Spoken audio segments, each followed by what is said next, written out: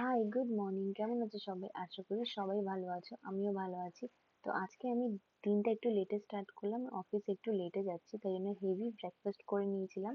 Bread omelette ছিল আর ঘুগনি ছিল, তার সাথে দুধ চা ছিল। যেহেতু আমি অফিস যাচ্ছি, প্রায় 11টার পরে বেরিয়েছিলাম বাড়ি থেকে, তাই জন্য তো এটা হেভি ব্রেকফাস্ট করে চলে গেছিলাম অফিস। কাজ করে লাঞ্চে আজকে একটা পরোটা, আলু আর ডিম ভাজা, তার সাথে এক বাটি স্যালাড আর একটা মিষ্টি নিয়ে গেছিলাম, তো সেটা খেয়ে নিলাম। আর বিকেল বেলা জাস্ট এই চাটাই খেয়েছিলাম। পেট আমার ফুল ছিল, তাই আর কিচ্ছু খাইনি। বাড়িতে এসে এই জাস্ট বেগুন দিয়ে ইলিশ মাছের ঝোল আর তার সাথে অল্প একটু ভাতই খেয়ে নিয়েছিলাম।